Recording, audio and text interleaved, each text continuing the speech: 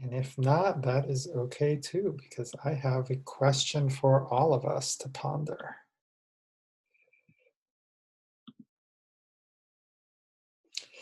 So, as we're going to see the definition of loving kindness, it's really it's helping another without any thought of a reward. And so, uh, so I guess my question is it okay to give something to yourself if you don't deserve it? What might that mean?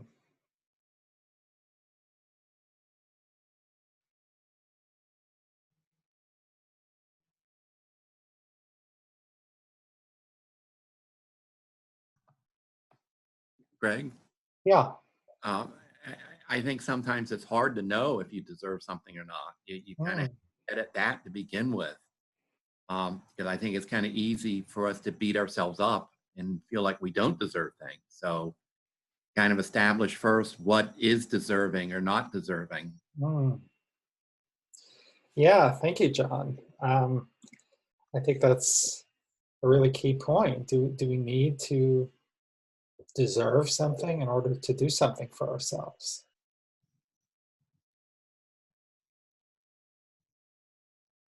Harry, you're on mute. There you go. Can you hear me now? Yeah. Well, one of the straightforward things I can think of when we make a terrible mistake or we hurt somebody and we have a hard time being sorry for ourselves or having some self-compassion that Mm, we're all human and we make mistakes and we shouldn't be that hard on ourselves. mm, It's very natural not to feel deserving, but really that's something you should do to get over this feeling of guilt if mm. you can. Thank you, Harry.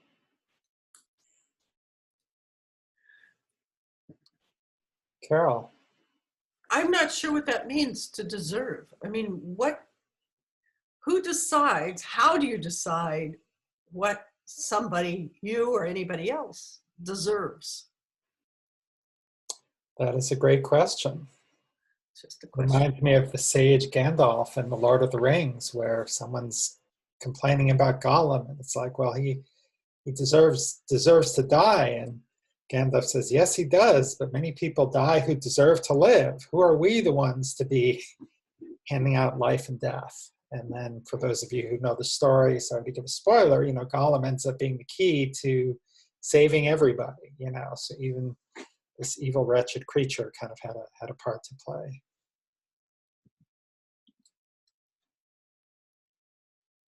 So I've heard a couple different things that are going on. One is, we might feel like we might be beating ourselves up or feel like we don't sort of deserve something. And then the other side of the thing is, well, it's sort of a tough thing because who really knows who deserves anything, as Carol brought up. Yeah, Nancy.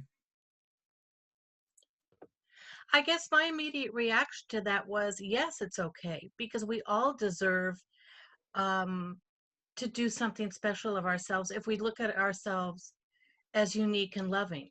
And so to me, I would think that would be a gift that I could give to myself every day. So I was looking at it from a different angle. Well, that's a wonderful angle. Yeah. And I think when we're in that place, that's a great place to be. And sometimes we're not there. Yeah. And sometimes we're not there. So, so if we have a chance to kind of take a nap, but maybe we have some work to do, or we feel like maybe someone else is in worse shape than us and they don't get to take a nap, or they don't get to, go out for ice cream or something like that. You know, should this be a priority for us to kind of do things for ourselves? Yeah, Carrie.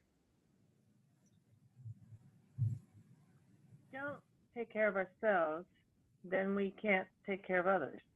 Mm-hmm. if we're not healthy or we need to make sure that we are okay so that we can do, be loving, have loving kindness and anything else that we would like to do or not like to do. Yeah, thank you. Thank you, Carrie. Frank. When I was wondering that, I was thinking, I had some deep thoughts about this, and it seems like, and I think it's been said in the different ways, is that I think when we give to ourselves, it almost like gets us into a kind of a mode of giving to others as well. And certainly the teaching of Hillel about before we can be good to others, we really have to be good to ourselves, because we want to be good to others as we are to ourselves, or we don't want others not, be treated like we want to be treated. So it's, I think it's a good practice. Excellent. Excellent. Well, welcome, Wendy. I see people are still trickling in. That is fantastic.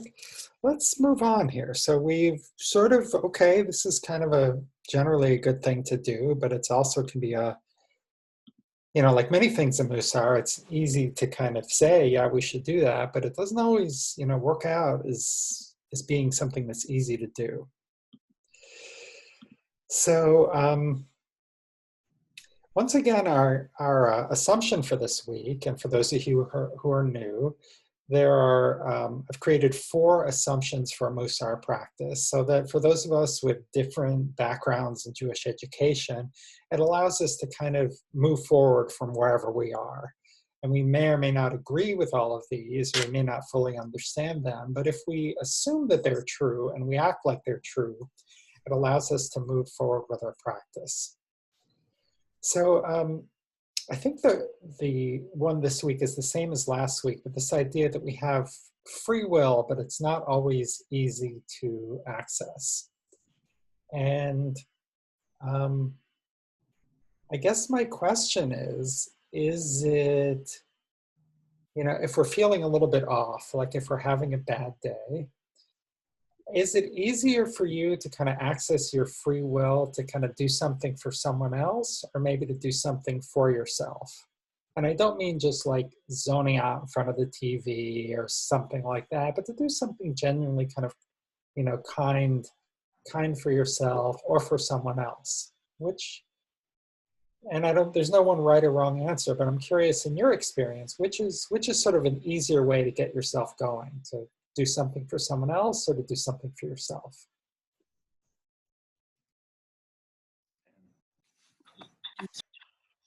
Oh, sorry. Wendy, did you have something to share, or were you just turning on your camera? Oh, sure, I will. It helps me to do something for someone else to get myself going. Mm-hmm. Yeah, great. Can you say a little bit more about that, or how that comes into play for you?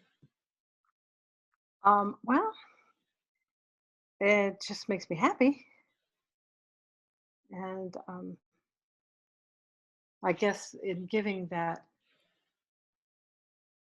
joy, I get the joy back, kind of something like that. Because it could be doing something for someone that's not that joyful, but there's still some joy in it somewhere, somehow. And it energizes me. But that's not necessarily the reason that I do it, because sometimes it's something I don't want to do. Yeah. Yanis. I read your book, and the thing is driving. I hated to drive. I don't hate to drive anymore, because if I have a car now that drives itself, it just literally almost drives itself. It's not as hard for me now, but it used to be anytime that I would like deliver anything to anyone or have to take a meal to someone, making the meal was no big deal, but driving it there was so difficult. That was the extra push I had to give giving myself that extra push to go that extra mile actually energizes me. Well, that's wonderful. Thank you. Yeah, that push to go the extra mile. That's kind of what we're talking about when we're talking about chesed or loving kindness. Janos. Well, for me, since I work, that's my profession, to give and provide.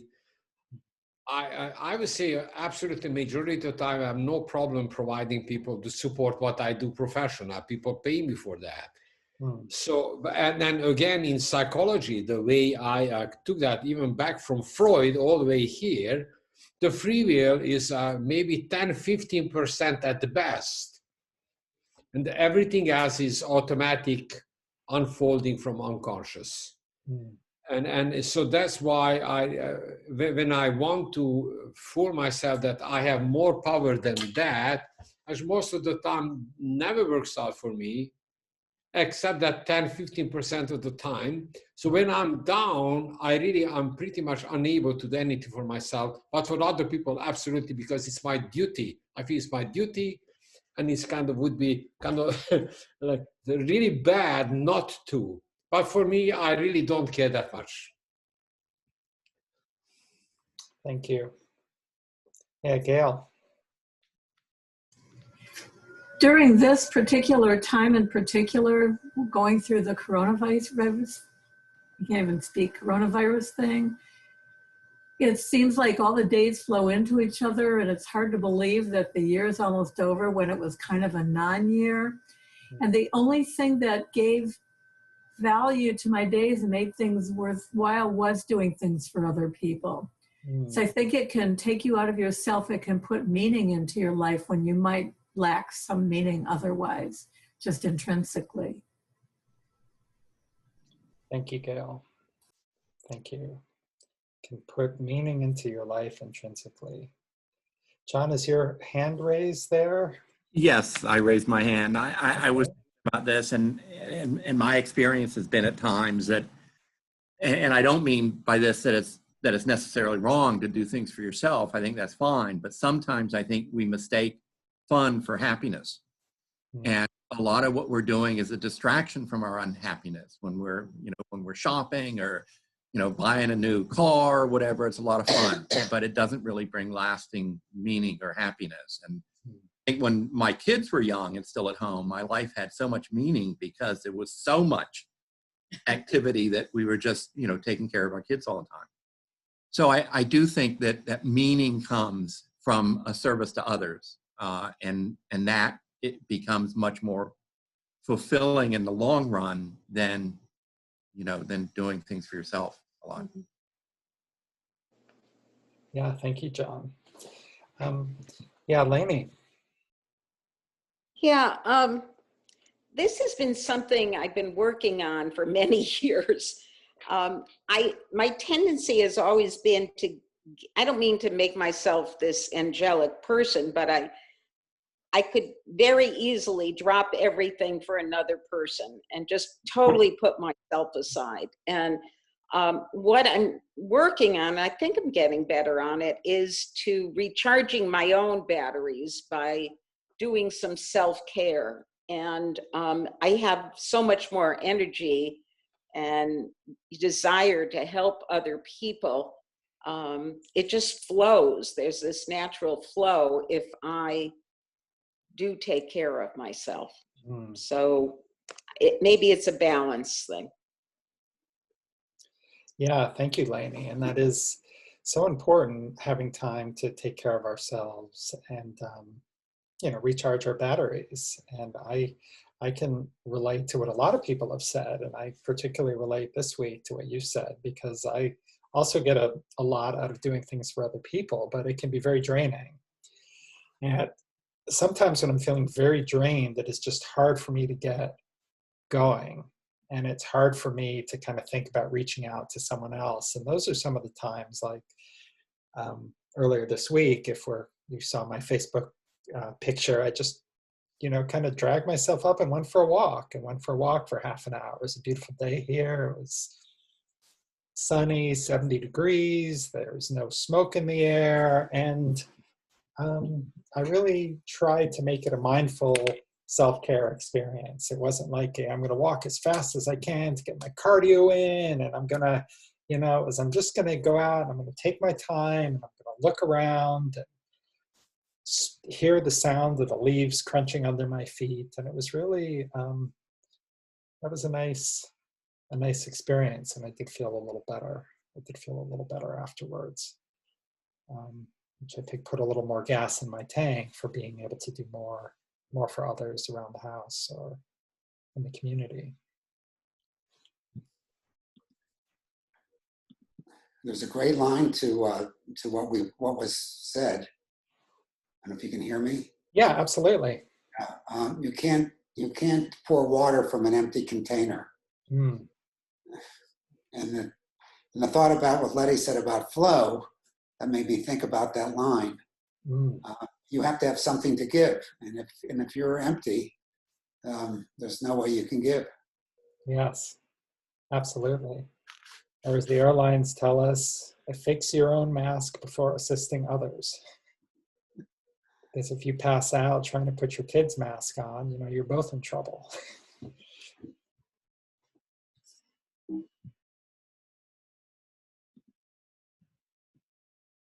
Okay, so, oops, sorry, this is a slide for later.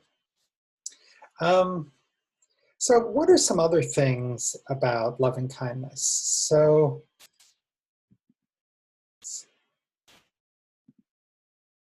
I'm going out of order here. Now we have it. Okay. So, what do we have? Sorry about this, everybody. Let's go to here. Can I have a volunteer to read this passage from Exodus? Just unmute yourself and read. Yeah, I'll read. And the divine passed before Moses and proclaimed, Divine, divine, benevolent one, who is compassionate and gracious, slow to anger and abundant in loving kindness and truth, preserving loving kindness for thousands, forgiving iniquity and rebellion and sin, yet he does not completely clear of sin. Okay, so thank you. So for context, this passage comes at a point in the story where it's during the Exodus, they're out in the desert, and Moses is asked to see God. And God says, you know, you can't look on my face and live, but if you I'll let you see my back. And he kind of hides in this crevice. And then as the divine passes by, this is what the divine said. So what, you know, one of the ways that we think about Mussar, one of the many definitions, is that we are trying to emulate the divine, that we are trying to fulfill that aspiration to become holy. And how do we become holy, or how do we become a mensch? And we sort of emulate certain attributes of the divine. So in that list, let me put the list back up. What stands out for you from this list? And is that something that resonates with you, or is it kind of hard to connect to this idea?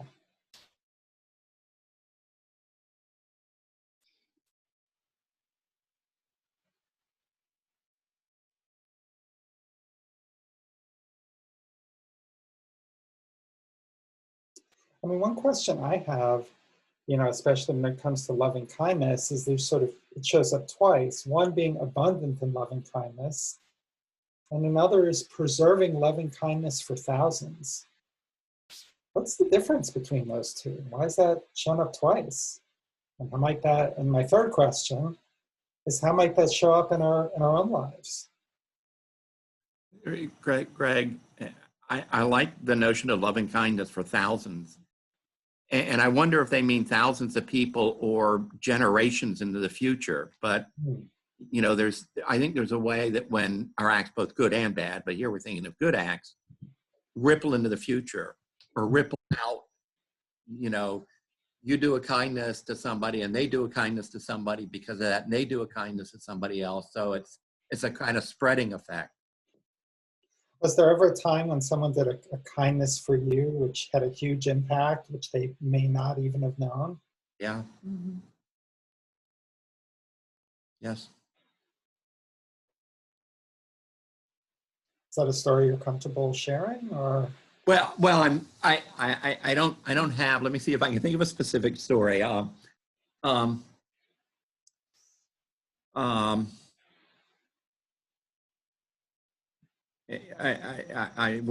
years ago when I was a student, I had a teacher make a very comment about my academics, and I was particularly down about them at the time. So that happened, and I still remember that. That was 40 years ago. I still remember that. So it had a big, one little statement, took 10 seconds, and a big impact on my life. Thank you, John. I had something similar where when I was writing my first book, it took me 4.5 years, and I was also on a walk, and very similar route that I took today, and this was 7-8 years ago, and I was about ready to quit. I just was like, this is too hard, I'm not going to get this done. And I'm out walking, and I ran into another parent from the school whose name I didn't know, who I talked to a year earlier at a party, at like one of these parent events. And she said, oh, you're still writing that book? It sounds so interesting. How's it coming? And like, because she remembered what I was working on and just made this one comment, you know, I really just took hope again. And I kept going. And, you know, I finished my first book, and I wrote my second book. But these small things can have a huge, huge impact on us.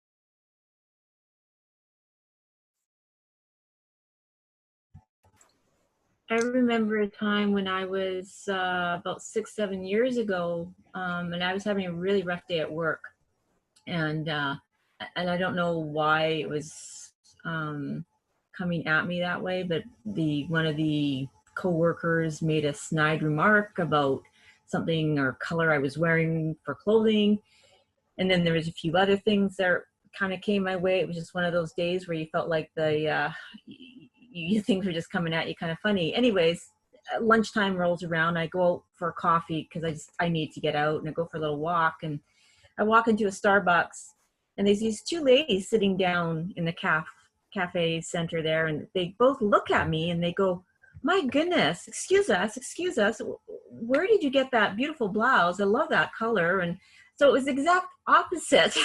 And the comment about my clothing was so extreme. And I thought to myself after this interaction, my goodness, Wendy, there was no reason for you to take on this other part. And then I realized afterwards, again, going a little bit deeper, that really to feel that loving kindness from total strangers gave me a boost that said people can see my essence in that moment. They were seeing that this blouse or whatever I was wearing suited me, and I really liked it. That's why I bought it. That's why I was wearing it. Very simple little thing, but it's interesting how that type of thing allowed me to notice or be more aware of those loving acts of kindness. And I like to think that I give other strangers loving kindness when I see something that they're doing or wearing, or just they look happy, that and give them a compliment. And sometimes when I'm feeling down, it feels better to give that compliment away. And in sharing that, it definitely lifts my spirits, definitely. Thank you, Wendy. Yes. Couldn't quite see who that is. Who's that? Carol. This one's kind of creepy. Okay. I was 14 and I had ridden the train to San Francisco by myself. And to make a long story short, I got followed by a very creepy old man. He was clearly following me. So, you know, what does a girl do when she's scared? She goes into the ladies' restroom, of course. And so I did, and I sat there waiting, hoping he would go away so I could run for the cab stand. He didn't go away until a very kind janitor said, who was kind of sweeping up outside, said, "Are you waiting for somebody?" And he said, and he said, scram, get out of here. That janitor will never know the impact he had on my life. I have never forgotten him. I kind of remember what he looked like. And I have to say, it was such a positive experience from him. And he happened to be a black man. And I didn't grow up around a whole lot of black men. But I have a feeling that might have colored my lifelong positive attitude. You know, where a lot of people have a lot of negativity about black men. I don't think he realized what a brilliantly good deed he did to this. And he probably had no idea of my age. At 14, I was often asked where I went to college. So I looked older. Of course, I ran for the cab stand, got in the first cab I could find. And the man who was driving the cab also happened to be very nice, big smile. And he happened to also be a black man. So I'm thinking, I wonder if that had any influence on my lifelong positive feelings. Because people say, how do you feel about black men? I've known some really nice ones, you know, so what? But I don't think either of those gentlemen realized that just by being kind, just by being nice, they made a big impact on a very scared little girl. Great. Well, thank you, Carol. Well, we've heard some wonderful examples of people being uplifted by helping others. We've heard some examples of people being uplifted by strangers. So let's add something else to the mix here.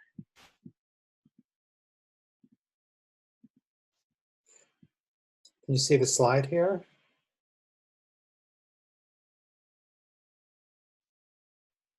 Can I have a volunteer to read this section by Rabbi Sharon Cohen Ainsfield? Maybe someone we haven't heard from today.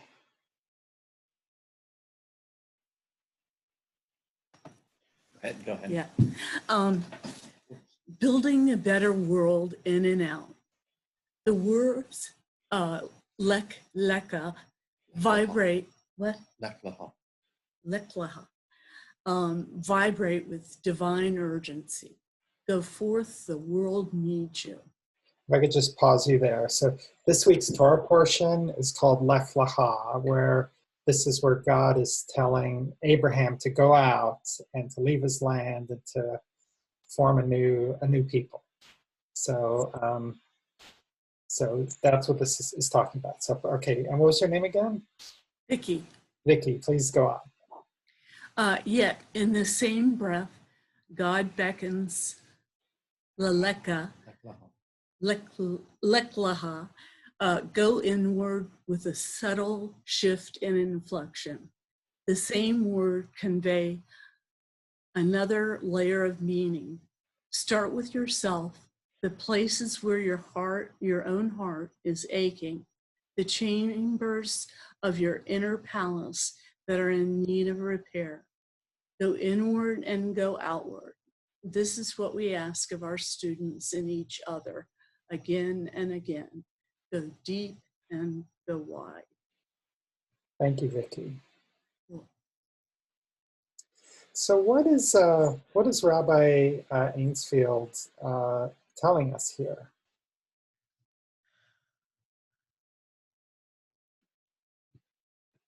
This is for the whole group.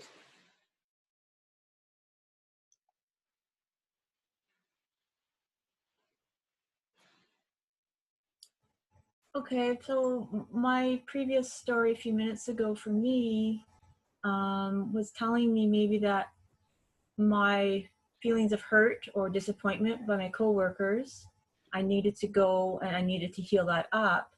When I heal that up, I then can turn it around again and share in a different way, a more loving way, that I don't need to be held back by the negative aspect of the experience, but that I can work on it. It's showing me that I'm a little bit vulnerable, or this is a little bit of a weakness perhaps, and I'm not loving myself deeply enough to deflect it. I learned a lesson from it actually quite a bit. I hope that conveys what I think it means, but that's what I'm getting from this. Well, thanks, Wendy. So it sounds like this really is resonating with you from your past experience where... It did right away, yes. Thank you, Greg. Yeah, you're welcome. Other thoughts? Does this resonate with other people? Does it confuse anyone? It does resonate with me in that in order to put yourself out there, you need to be ready. You need to have your own strength. You need to know who you are a little bit in order to say, you know, I'm going to bring this into the world. What are you actually going to bring? You kind of need to know what that is that you're going to bring. Yeah, I know when I was younger, so what I'm going to bring into the world, whatever will get me the most attention, you know, whatever will get me the most kind of awards or the most money or the biggest promotion or the biggest title. And, you know, that didn't work out real well for me. I mean, I had the career success, but it was not a recipe for kind of happiness or contentment because I was ignoring kind of some of the inner work that needed repair, that needed to be done. And so sort of going out with urgency and yeah, I'm gonna, you know, I'm in the genomics industry, we're gonna revolutionize healthcare by making use of all this information from the human genome, but without that kind of solid inner kind of wholeness or enough wholeness, I brought a lot of flaws into that work. Okay, so now let's add into this teaching from Pierre Keivot, the world rests on three things. Oh yes, is someone going to comment?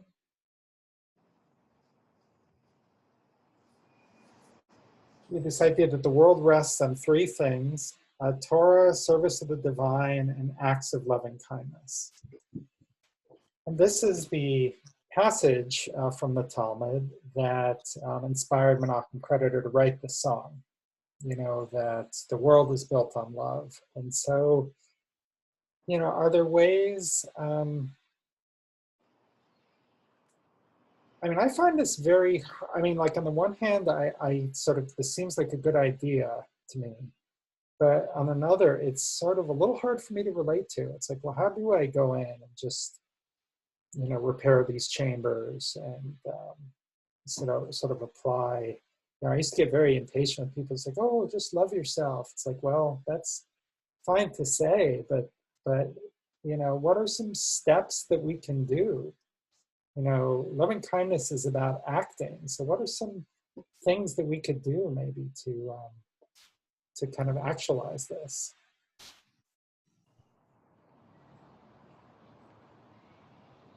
Randy, you look like you're percolating. Do you have anything you want to add here? Well, I think about things that I enjoyed the email you sent out where you talked about cleaning up the floor. That and how we started. I thought, well, yes, there's justice, but without kindness or loving kindness, you need both. There's all these dualities in life. And I was thinking trust, well, the opposite. We have all these anxieties in us that lock us in ourselves and stop us from doing good. You know, we can pursue, if we're driven by those things, we run around in circles and pursue things that don't matter. And even in doing service or trying to do good, we can do that again. And I was trying to think, well, what is this particular thing that sort of sets us free? Like what you said, often that thing, we stumble over it. It's set in our pathway. We could never figure it out ourselves, no matter how smart we are. And we stumble over something in life and we say, aha, and I was trying to find what is that word for that aha moment where our world is expanded, we get connected to other things, and all of a sudden we have more energy. The world, we're not ourselves, we're, instead of an I, we're like a we. And I ran out of English. I think in Hebrew the word is it yireh? It's like, it's not, I've heard it said like awe, but it's not, I don't have a good word for it, but I can look like, we were saying, well, it's in Torah, it's in acts of loving kindness, but I can look out in the world. I was looking today, I was looking, well, where do I see this? And I see it in music. I was thinking Louis Armstrong had some songs that it was like, what a wonderful world, just where you step out of yourself, what a wonderful world. And I think another one was, I have plenty of nothing. How can you have plenty of, this is he's not a theologian, but how can you have plenty of nothing? And he says, I have plenty of nothing. Too many people have plenty of plenty, but I have heaven above me all day long. And it's like, well, I think that's pretty profound. Or I could look at someone else like Simon and Garfunkel, or other people, and they say similar things. So those things are put all around us. So I don't know if that's helpful, but that's what I've been thinking about because of what you shared about, cleaning up the floor after your daughter. Well, thank you, Randy. I think Yirah is a great word that comes into play. And it's, it's kind of awe of the divine, and it is sort of a sort of a connection with everything, a connection with the world, a connection with those attributes that we can sort of live into, we can kind of live into that world. This is a great segue for our prompt for going into our discussion groups.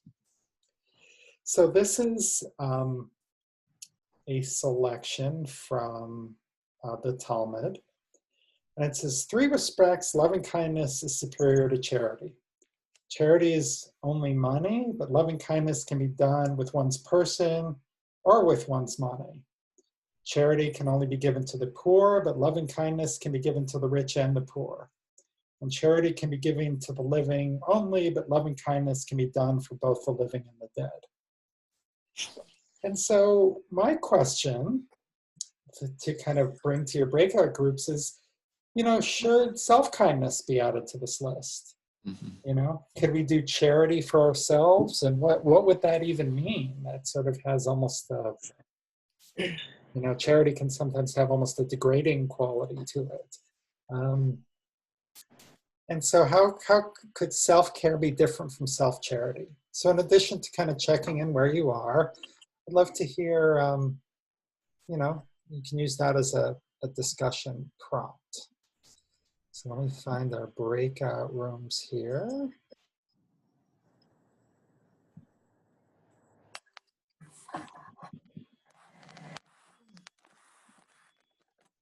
Okay, so click to join your room.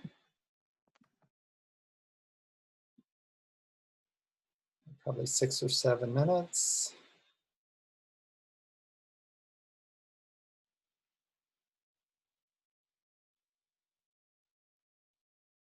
Frank, do you see your join button? There you go. Rick, are you gonna join today? I'm not. Thank you for double checking. Sure. Okay, let me just move Randy to a different room.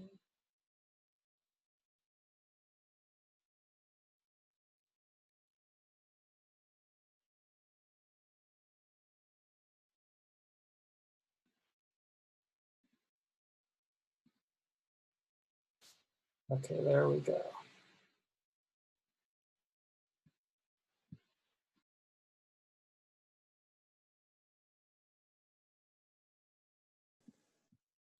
Well, maybe we can bring the discussion back into the group. We have a couple of minutes left before we're done. So what were some of the interesting points that were keeping you engaged?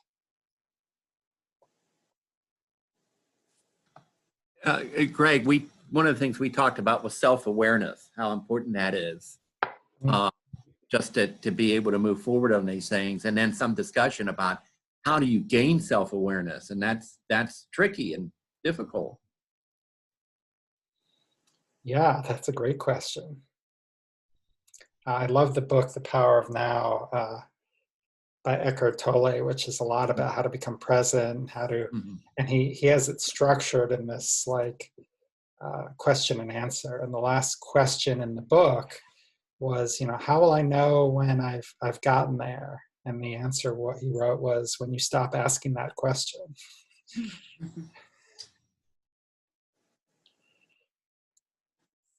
Buddhist. Mm-hmm. What else? Yeah. What did it mean in that your quote back there? Was something about charity towards the dead? Didn't understand what you meant. How can you be charitable to the dead? Or maybe it was loving kindness to the dead. Let's say. Yeah, it was. You can give charity to the living, but acts of loving kindness can be done for both the living and the dead. So what is that? How do you do loving kindness to the dead? Take care of their gravesite. Well, and Eileen? clean their bodies and sit with them before the funeral so they're not left unaccompanied. There's a whole actual ritual for that. Oh, that's right. Yeah. Visiting a mourning. Visiting house of mourning, yeah, absolutely. And really, if you comfort those that mourn for that person, you are actually giving loving kindness to that person. My son will often say, "Mom, take care of my brothers," and I know that's what is meant by that. I'm giving loving kindness to one that went before them. So that's, and taking care of the gravesite and those kinds of things. Thank you, Wendy. Mm-hmm. There is, I'm going to share another slide here, one we didn't cover today. But the Talmud talks about 4 classic ways of practicing loving kindness. And again, these are as ways to emulate the divine, which are visiting the sick, clothing the naked, comforting the bereaved, and burying the dead. And all of these generally require going above and beyond to do. They're not, often they're not kind of fun. Who likes to go to a hospital? Who wants to go to a shiva? You might want to be there for a friend, or you might feel you need to go for closing, or to say goodbye. But these are things where there's no kind of reward that you get out of it. These are, selfless acts. And in each of these cases, there's like a proof text from somewhere in the Torah where, like God buried Moses, for example. So that's a way that, we can emulate the divine in that way.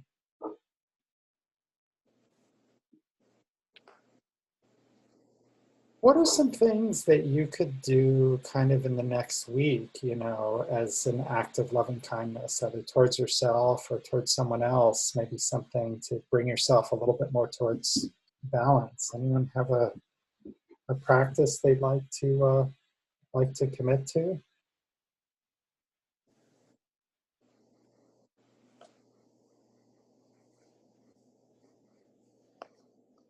I think go ahead, Carrie.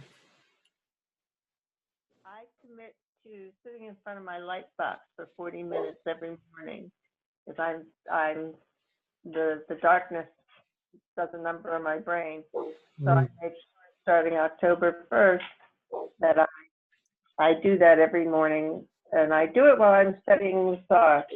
And Eileen and I were talking about how Mussar is an act of loving kindness to ourselves. So that's a habit that I have gotten into every morning. Mussar, light box, coffee, writing. And, it helps start the day. Beautiful, thank you. Well, I think one thing I've been terrible about walking. I'm going to commit to for the next week going for a walk every day. You know, to try to get 20 minutes a day in. But if I don't, at least I'm going to walk around the block, which I started doing at the beginning of the pandemic. But as an act of loving kindness towards taking care of myself, I'm going to go for a walk every day, including right after this call. You've inspired me, Greg. I won't commit to every day because of my physical limitations, but I'll admit to 3 minimum days a week. 3 days a week. All right. Yeah, I'm not sure that I can physically yet handle daily, but we'll see. Because I haven't been doing it since I got sick a couple months ago. So, and then the virus came and all that mess. But now you can breathe the air, so I can do it. 3 days a week is fantastic. That is great. Yes, Frank. From Janos, who was our teammate here, I learned that sometimes we do things and our hearts are not into it. So we should examine our things that we do daily and recognize their importance in our lives and make it loving kindness to ourselves. Yeah, that's such a beautiful thought. You know, I always hated flossing, and I'd always be lying to my dentist. And, oh yeah, 3 times a week. Oh, 4 times a week. And then she announced like this floss pick. It's like basically a water pick. And I love this thing, and I never thought of it as, and I use it every morning and every evening, and it just feels very pleasant. I never thought of that as like a loving kindness towards myself, but it really is. You know, it's very, you know, what was a chore is now like a very pleasant experience. Yeah, Harry. Yeah, did you ever hear of the 5-second rule? If you don't do it in 5 seconds, you're not going to do it. And so this person came up with the 5-second rule. And so when she knows she has to do something, she just says 5, 4, 3, 2, 1, and does it.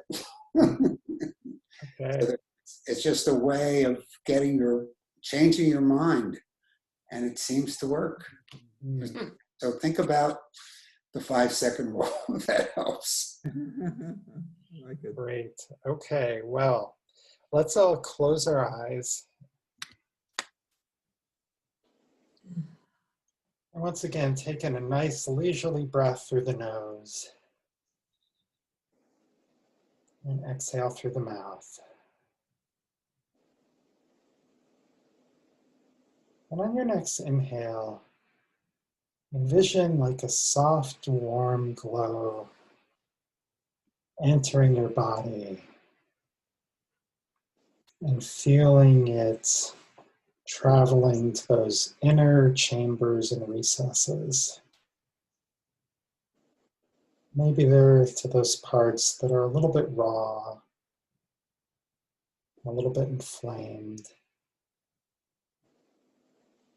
Just feel that loving kindness coming from yourself, coming from the universe, coming from something greater.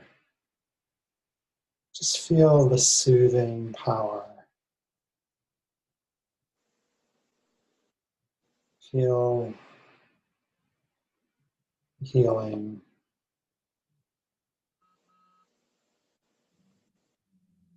Feel the self-acceptance. Bring your attention to the light coming through your eyelids. This is the light of your divine spark.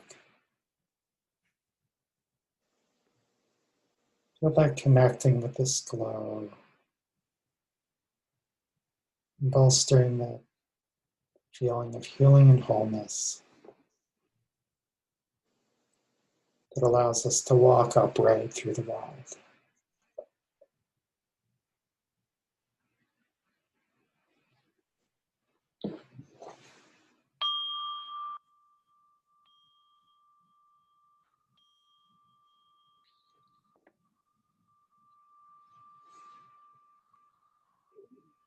And when you're ready, you may open your eyes.